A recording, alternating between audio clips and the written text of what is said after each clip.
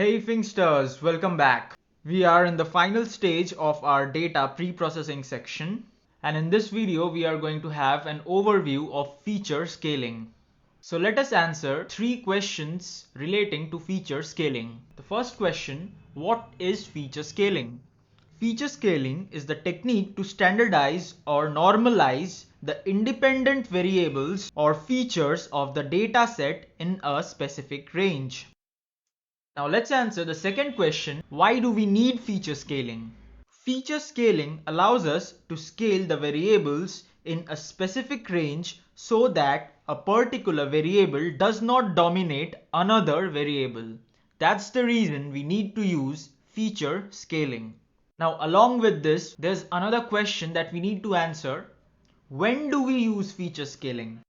This is because not every algorithm needs feature scaling. Feature scaling is essential for machine learning algorithms that calculate distances between data. If we do not scale, the feature with a higher value range starts dominating when calculating distances.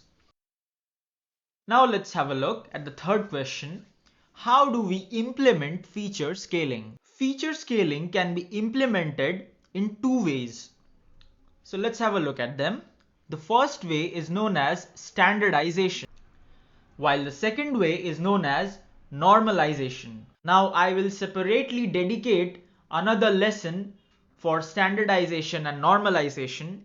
As of now, please focus on the formula that you can see on the screen. While calculating standardization, we subtract the mean value from the original value and then divide it by the standard deviation. While in normalization, we subtract the minimum value from the original value and then we divide it by the result of subtraction of the maximum value and the minimum value. Now in our case or in our example, we are going to use the standardization method for feature scaling.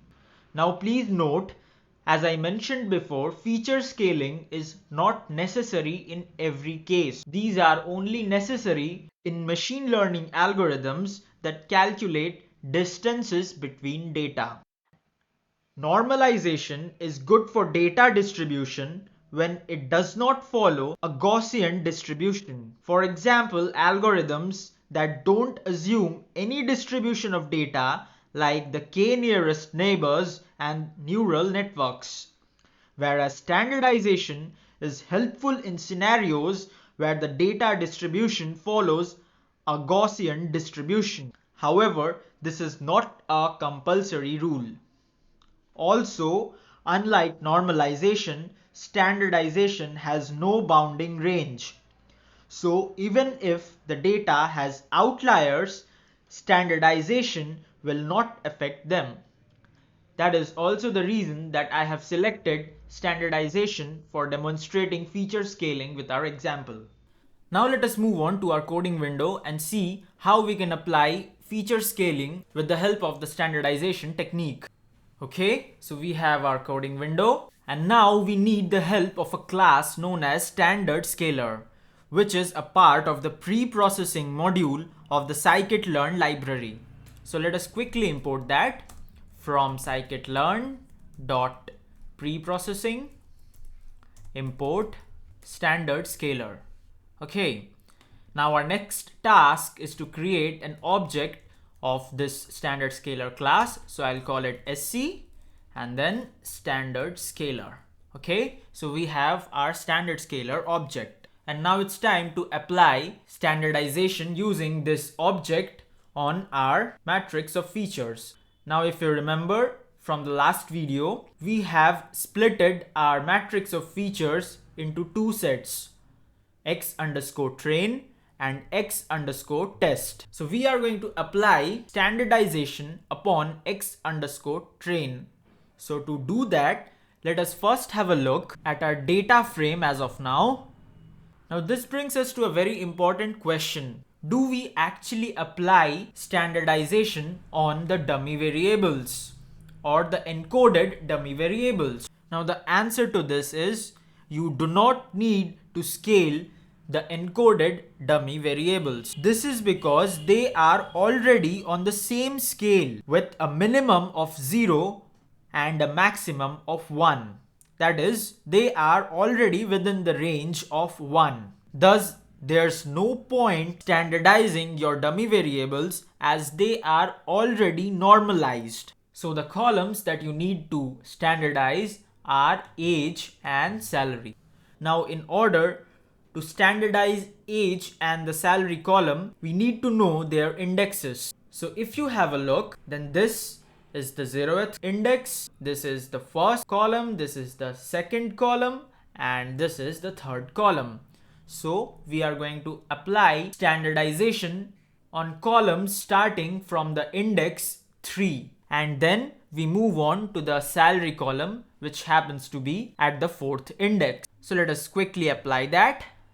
Now, in order to apply standardization, we will use our standard scalar object, and then we will use our fit transform method. Now, within this, we are going to specify the columns for our training set for the matrix of features. So x underscore train, and within it, we are first going to select all the rows, and now we are going to specify the columns that we want to select. To do that, I'm going to say we will start from the third column, and then I'll use a colon, and then I'll leave it blank, because this means I'm going to select all the columns starting from the third index until the last column present in our matrix of features in the training set. Now we also need to apply the changes upon the columns. So to do that, we simply use this, and then we use an equals sign, and changes will be successfully applied on the columns upon which we want to apply standardization. Now we have to deal with our test set for the matrix of features. So let's copy this first. Now let's paste this. And now here's a trick. We do not need to use fit transform now. All we need to do is say sc.transform. Now let's understand why so.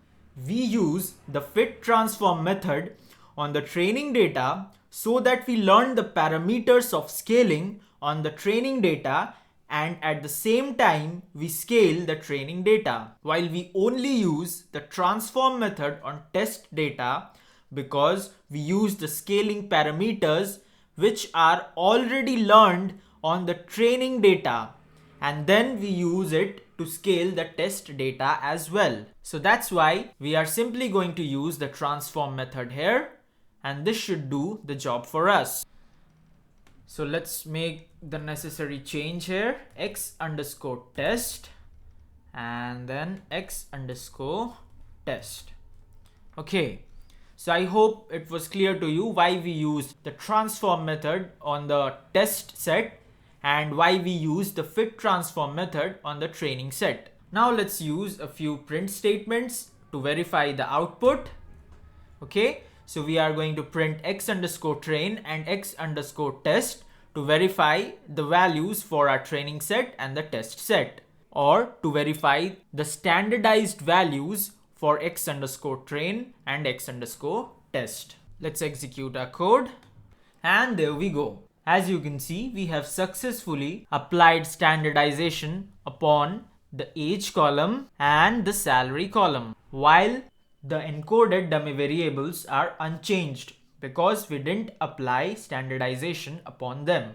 And if you look closely, you will find that these values lie within a range of -3 to +2. So we have successfully applied standardization on the required data set. With that, we come to the end of our data pre-processing section. I'll provide a link in the description below where you will get the entire article on data pre-processing. Please make sure that you practice the code thoroughly and proceed further only when you are clear about all the concepts that have been explained in the data pre-processing section. So congratulations on having completed the first step in the machine learning journey. So goodbye as of now. I hope to see you soon in the next section.